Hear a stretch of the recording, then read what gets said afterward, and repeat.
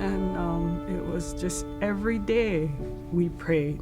Every day we kept asking Keakua, please bring our son home and keep him safe and take care of him. And he came home and we were all so happy. And so at that moment, we didn't see that he really didn't come home as a whole person. He came home as part of a person because of what he had seen in his life there, what he had to be challenged with. And he never showed us the suffering. To our family, he tried his best to be what he thought we expected him to be. But in truth, he was really in pain. And I think the mental issues that occurred because of that, it was hard for him to cope with all of those things. So the son that had left me was not the same son. But the worst, often when I think about it, one of the worst things I saw was Sterling when he came in, because I saw his heartbreak. I saw him change. He was like a shell. Whatever little bit of innocence he had was gone. He dealt with other things before. He's carried his shirt, dead bodies, whatever else, but whatever happened that day, it just destroyed him. It completely changed him. And it was the start of the downward spiral. And the downward spiral didn't completely happen until he got home, because he couldn't compensate anymore when he came home. Everything was decompensation. And that's probably the worst thing I've ever seen in Iraq is what it does to a human being, not the dead, but the living, and how it changes them and where it puts them. The frustration that you have because you have to be someone. No one's asking you to be that person really, but you know you have to be that person. And you come home and you don't know how to be somebody else,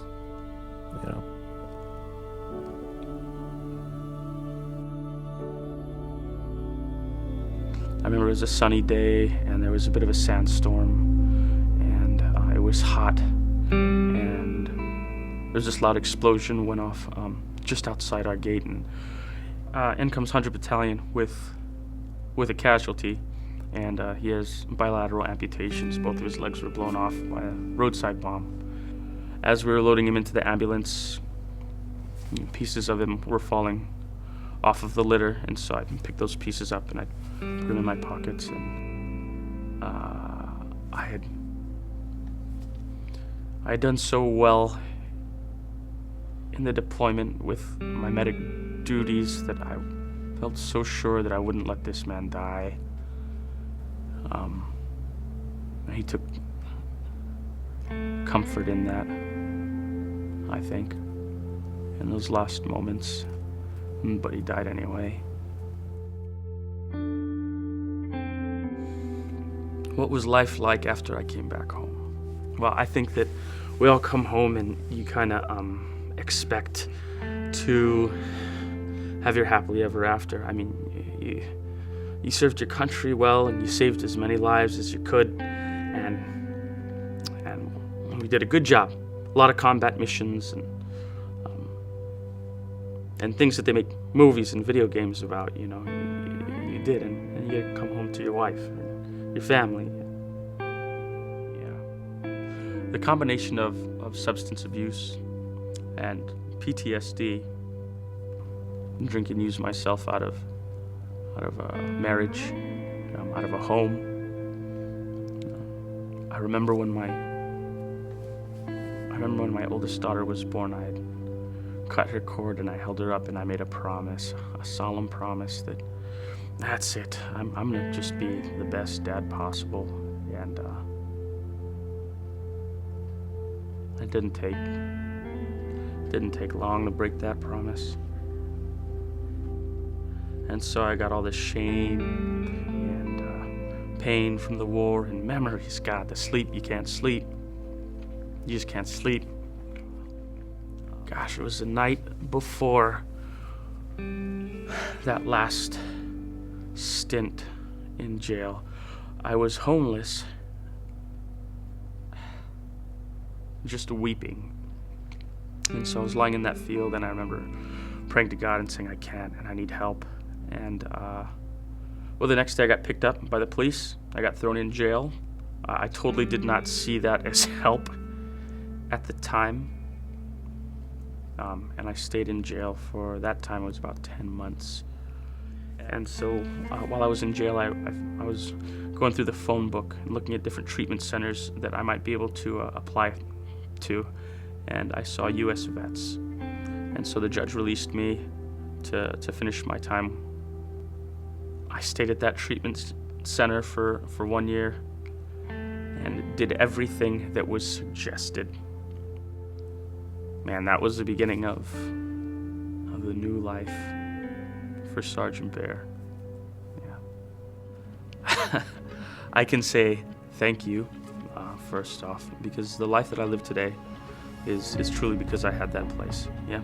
When I came out of homelessness in jail, I had nothing. They gave me food, they gave me clothing, they gave me shelter, they gave me the rides that I needed to get down to the VA to get really linked up. They've got me into treatment. My case manager, she went above and beyond to help me on my journey to do what I needed to do to solve my legal issues. When I'm at the vets, compared to other treatment centers, I know that there's other like-minded individuals there with me. There are guys on my deployment there. Have you there from different units, but we have a shared experience, yeah.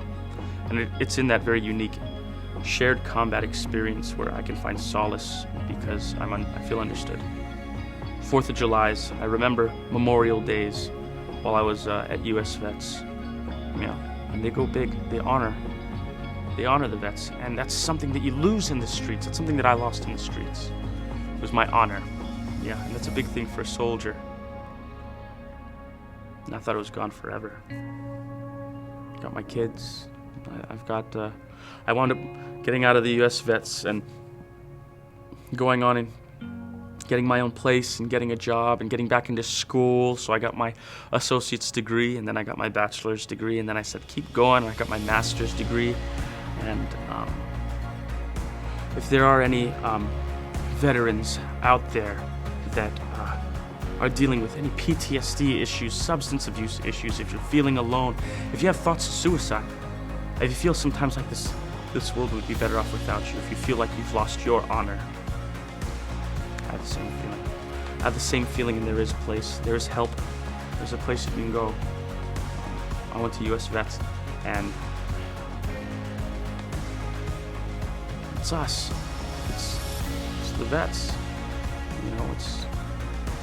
There's people there that just care about us and want to get us off the streets and make life amazing because they recognize what it was that you and I did.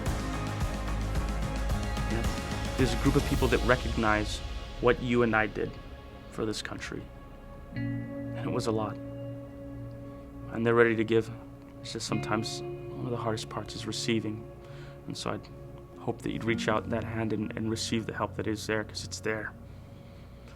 And don't become another number. Don't become another part of the 22.